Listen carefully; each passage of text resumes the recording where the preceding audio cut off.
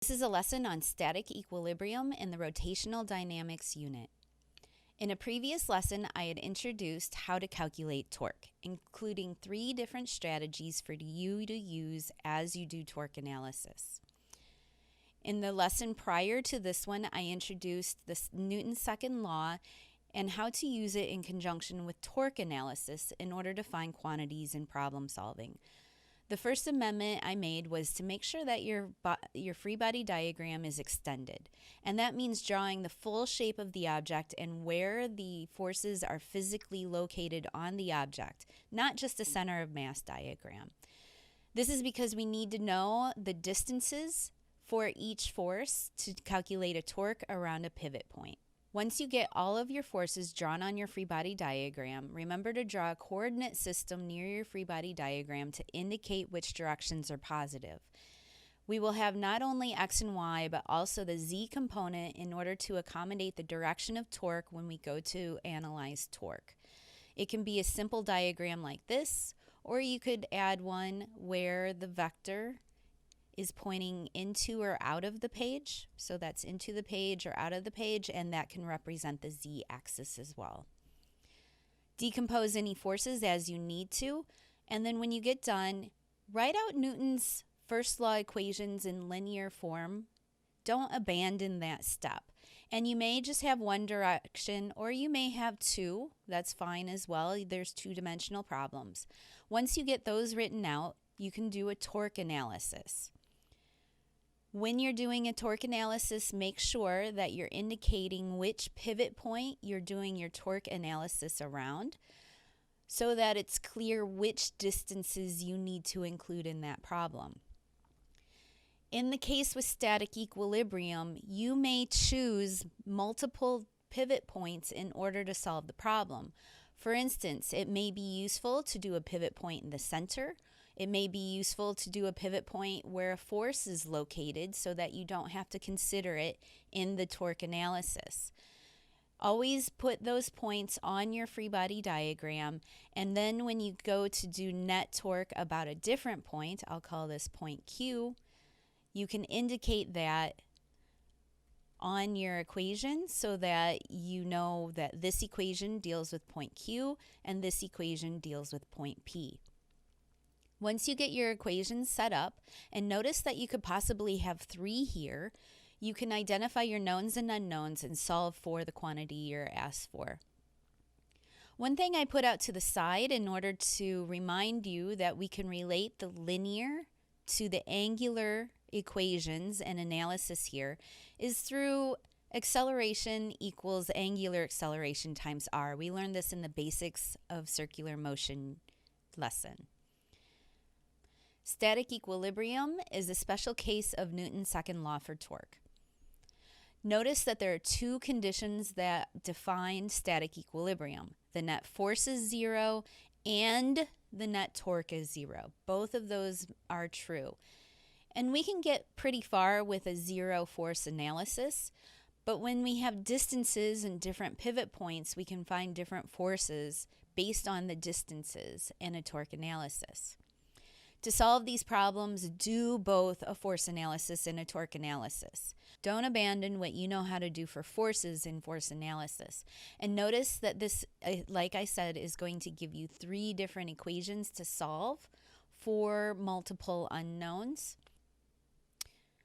The first problem I've chose to exemplify static equilibrium is one that you will see frequently, or different versions of it you will see frequently in online homework or in the book problems. 2 children sit on opposite ends of a Teeter Totter, a common playground apparatus.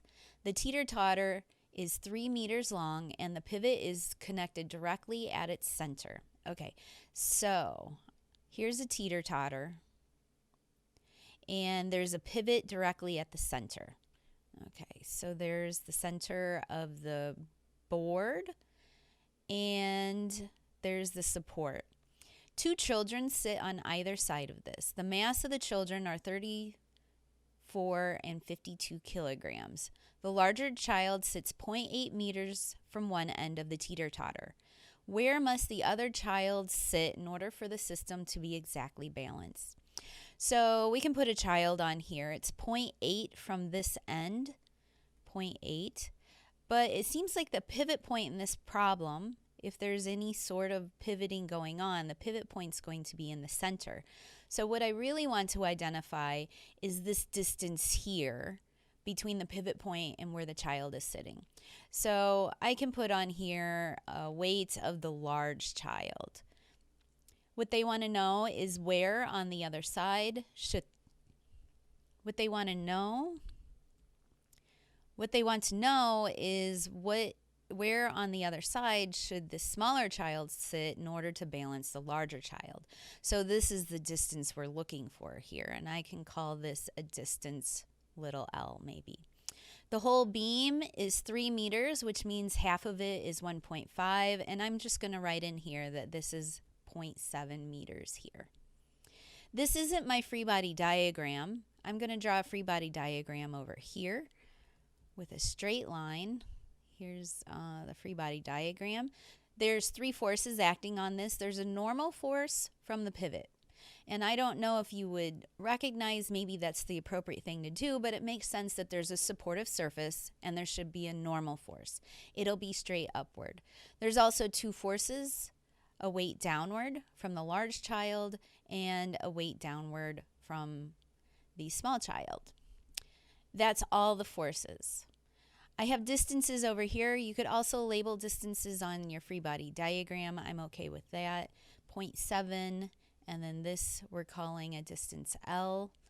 Another thing that I want to put on my free body diagram, now that I have all my forces and distances, is a coordinate system. I'm going to make up positive.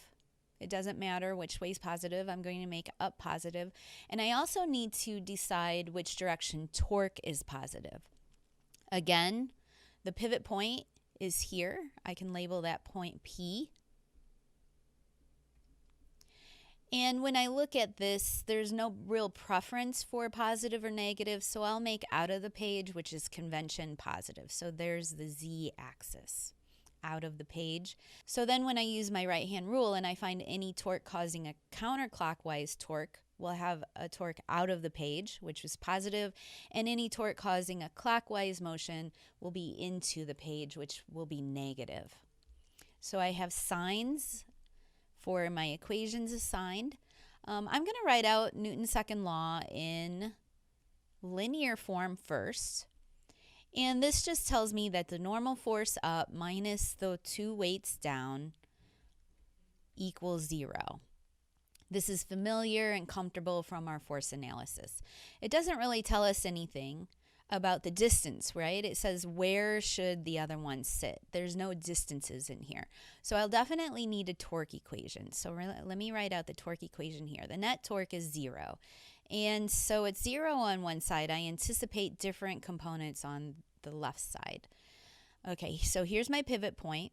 I have 2 torques. I have the torque from the smaller child and the torque from the larger child. The torque from the larger child is causing a counterclockwise rotation, so it will get a positive sign, and the smaller child's will get a negative sign. So torque large minus torque small has to equal 0. The torque for the large child will be, well, we need to do RF sine theta, or we could do F perpendicular times R, or we could do F times the lever arm. There's 3 different ways that we can calculate torque. I think in this situation, because this is just a 90 degrees, RF sine 90 will be the right way to approach it. So when I look at it, the distance for the larger child is 0.7, 0.7. The force for the larger child is going to be the weight of the larger child, and we get a sine 90 here. The same format for the smaller child. The smaller child has a distance unknown. We need the weight of the smaller child, sine 90. I'm going to plug in what I know. There's some numbers going on here, so I get 0.7. Mass of the large child, g times 1. Sine 90 is 1, and I'm just going to leave it out. Here we get L, mass of the small child, times g. times sine 90, which is 1. And so those are the two terms for the two torques. I'm going to note that the torque for the large child has to equal the torque for the small child. So I'm going to set 0.7 mass of the large child, G, equal to L mass of the small child, G. We'll see that G cancels on both sides. I'm not going to calculate something and plug it through my calculator if it cancels on both sides. We're looking for L. Little l is the mass of the large child over the mass of the small child times that distance for the large child. When you run this through your calculator, and we're going to put numbers in here, 52 over 34. This is a number larger than 1.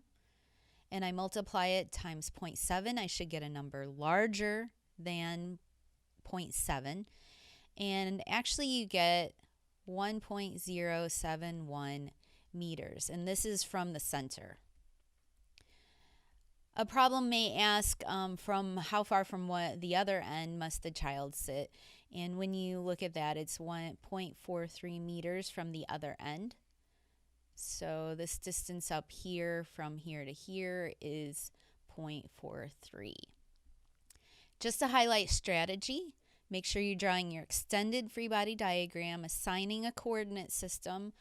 Do Newton's second law in linear. You may or may not use it. Oftentimes you will, so you have it there. And of course, this is a torque analysis, so you'll need to do the torque analysis. We set torques equal to 0. Make sure you're getting the signs correct. You can't add two torques in the same direction and get 0. There's definitely a sign issue going on. You may have multiple torques. You may have 3 torques. You may have 4 torques. Make sure they all get in there. Write out your torque equations based on how to calculate torque, and you may solve for whatever unknown you have. The second problem I've chosen is painting on a wall, and I wanted to make a little bit more complicated problem for static equilibrium. This is still a 1D problem, but with much more forces going on. It says Alex, who has a mass, stands on a long horizontal beam, which actually has a mass too, and a length, while they paint the side of a building. The board is held up by 2 supports at each end. And I'm not given a general sketch here, so I'm going to just do a general sketch here. There is the long beam. And it says the board is held up by 2 supports at each end. So I'm going to have a support here, and I don't know what support is going on. It could be hanging from the top, right? It could be 2 tensions upward. Could be something like that. But there's 2 forces holding up the 2 ends. I'm going to call this S left and S right for obvious reasons. Let's see. There's a center of mass of the board here. I'm going to note because the board was given a mass, I will need to consider the mass of the board. It doesn't say that it's uniform, but I'm going to assume it's uniform, so the center of mass of the board is in the center of the board, the geometric center, and its weight. It has a weight, so I'll call this weight of the board. Alex is on there somewhere, but I don't know enough yet. Determine the magnitude of the force provided by each support when Alex stands 0.5 meters from the center of the board. Okay, so we have a 3.22 board, so that makes this 1.6. And so here's Alex, the weight of Alex. There's Alex standing there. This looks like a free body diagram. I don't have any other objects in there. I just have my forces.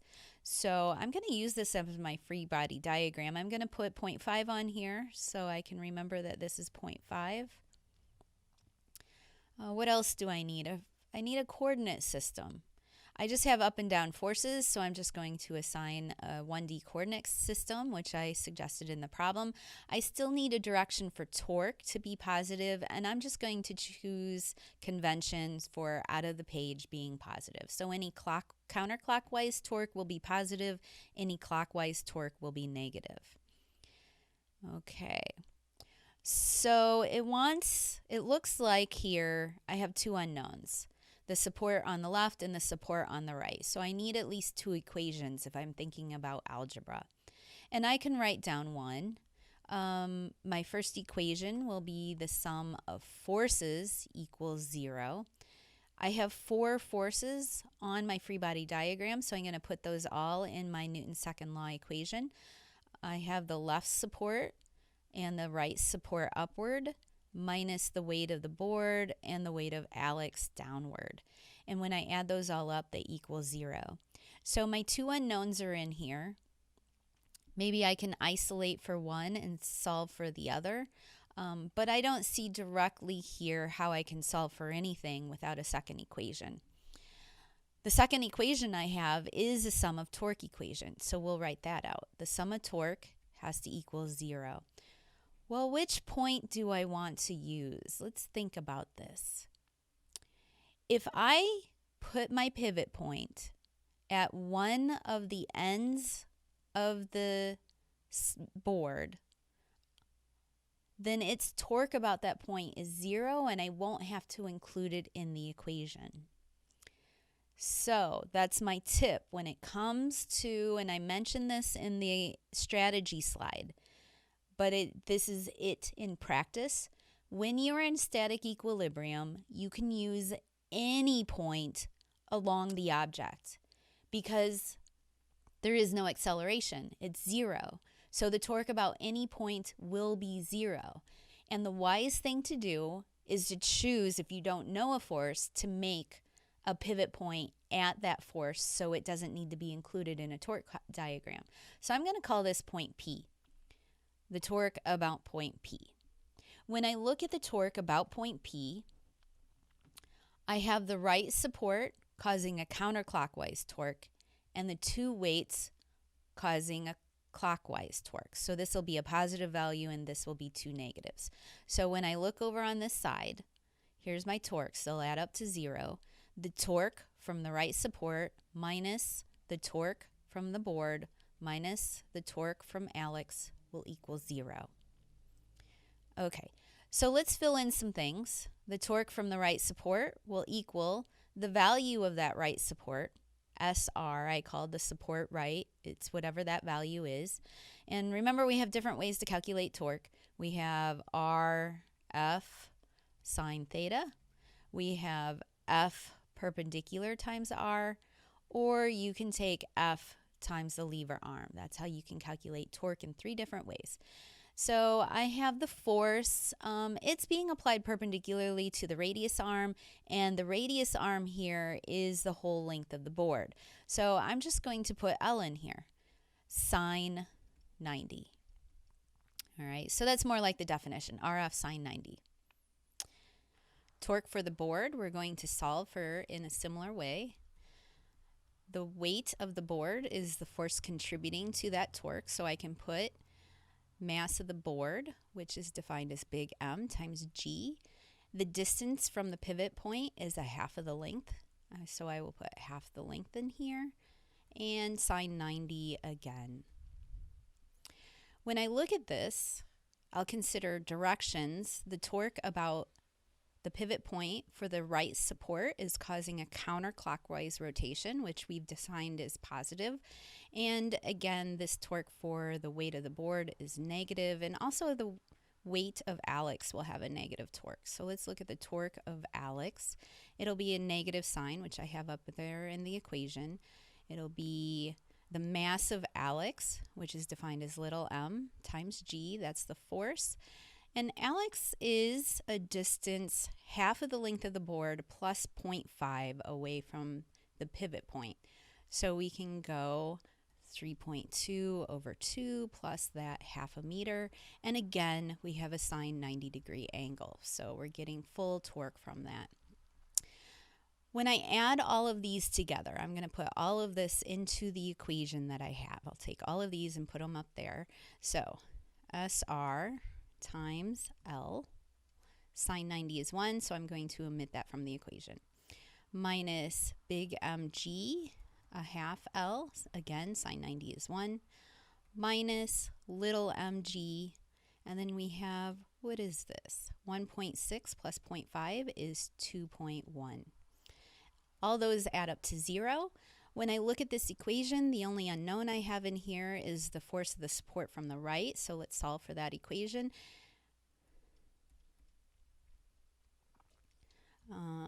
I'll move the other two terms over to the other side. So I get mg times a half L minus 2.1 little mg over the length of the board. And we can plug numbers in here. 42 times 9.8. Half the length of the board is 1.6 minus 2.1 times 42 times 9.8. We'll divide all of that by the actual length of the board, which is 3.2. And when you run this through your calculator, you get the force from the right support to be 707.4375 newtons. We can round the sig figs on this, but that's the number I get in my calculator. Okay, so we found one force here that we're looking for. We want both supports. Well, I have this linear equation over here that I've already written out. If I solve this for the left support, it'll equal the weight of the board plus the weight of Alex minus the force of this right support, which I just solved for. So I can plug those values in. The weight of the board is big M times G, so I'll get 42 times 9.8. The weight of Alex will be that mass times G, so I get 78 times 9.8.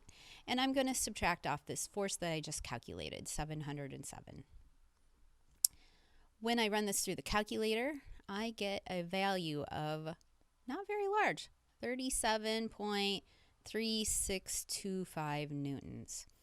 And it was a lot smaller than the other value that I calculated. And I wanted to take a moment to think about and reflect on my answer here. So I see that Alex is standing closer to the right support than the left support. So when I think about it, the right support is going to hold Alex up more than that left support. That left support doesn't have to be as large. So I'm okay that SR is greater than SL. The last problem I picked out is beam with a load of bricks, and I chose it because it's a two-dimensional problem. We're going to have some angles go on, and you can see how Newton's second law in the x and y direction combines with a torque analysis. It says a long beam, M equals 500, L equals 8, is attached at the top to a cable. So we're returning to this problem. We've looked at the situation when it was rotating. In this situation, though, the cable is still attached, and it says determine the tension in the cable. So this beam isn't moving anywhere, and we have a static situation. We still have the same information. This is a 20-degree angle here, and this is a 35-degree angle here. I'll get a free body diagram going. Of course, we have the weight of the bricks still. There's the weight of the bricks. We have the weight of the beam, which we said was a uniform beam and will be located in the geometric center of the beam. There's the weight of the beam. And we had a normal force. There's the normal force. Of course, there's a normal force from the supportive surface. We also need to attend to the tension in the cable. There's a tension in the cable, T, and it's oriented at an angle. And I'm not going to do anything with angles yet for the tension until I decide what needs to be done with equations. But I will suppose on some level that we will have an x and y component in order to do Newton's second law in the y direction and x direction. This has an x component. So when I'm looking at the free body diagram, I'm going to also assume that there's some sort of horizontal force applied at the pivot point in order to balance this force. Remember, there's no motion here. So if there's a component of tension in the x direction, there must be another force balancing out that tension in order to cause a net sum of 0 in that direction. So Tx, Ty, Fx. I'm going to assign a coordinate system. Of course, I'm going to do standard xy. And then to take into account directions for torque, I'll let counterclockwise be positive, so the z-axis is out of the page. So there's the free body diagram. I have my tool to write equations with. We're going to need some equations in the linear direction. Maybe the easiest one I can write down is in the x direction. The sum of forces in the x direction equals max. This is 0, and so on this side I'm going to have tx. Well, I'm going to note that tx, and here's where the angle will come into account. This is a 35-degree angle, so I'm going to note that tx is opposite. And so I'm going to have to write in t sine theta. So I have a t sine 35 degrees. And then the only other force I have is fx. And this one will get a negative sign. This one will get a positive sign, so that ultimately they add up to 0. So that's true. Let's do the y direction. We may get a little bit more information in the y direction. In the y direction, I have the normal force up and the tension force up. There's a component of the tension in the y direction, and then the two weights down. So when I write this out, I get ty, which will be t cosine 35, plus the normal force minus the weight of the beam minus the weight of the bricks. And when you add all those up, it equals 0. So I have another equation. The tension's in here, but I don't know the normal force and I don't know the x force, so I can't get at my unknowns with just these two equations. So good thing I have planned to do torque so that I can isolate another variable. Where's a good place to do torque along here? My hint was to pick a point, especially in static equilibrium where we can choose any point. My hint was to pick a point where there's forces that you don't know the value of and you don't care the value of. And in this situation, fx and fn, I don't know them, nor do I care about them. They're asking me to find the tension in the cable. So I'm going to pick the pivot point to be down at the bottom where those two forces are being applied, such that the net torque for them will be 0. This will help me in my algebra and my calculations. So let's write out this equation. The net torque equals I alpha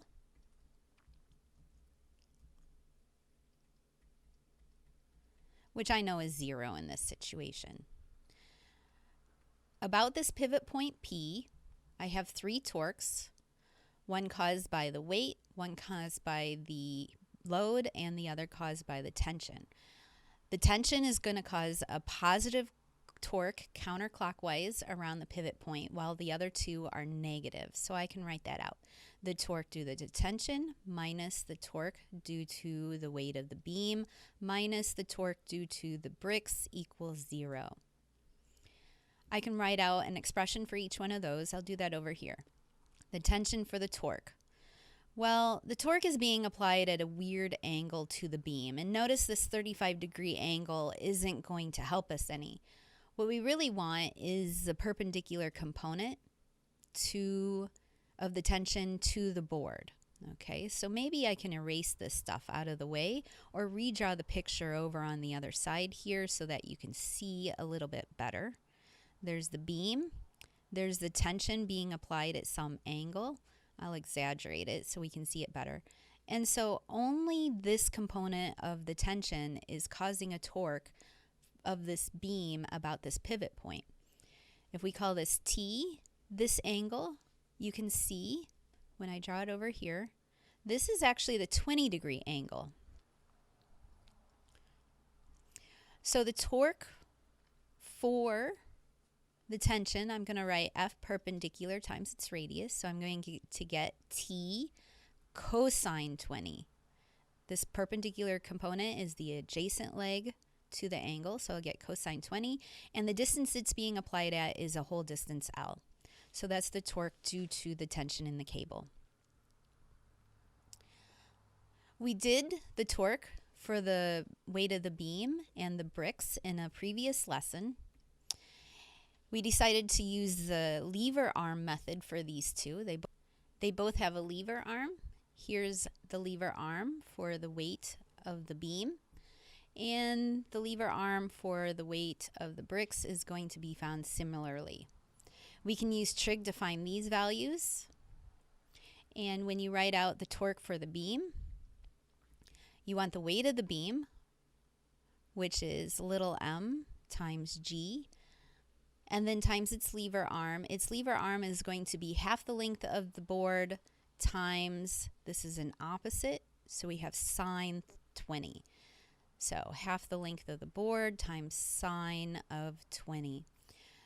The torque for the bricks is going to be the same, big M times G. Its distance is 6.5 from the pivot point.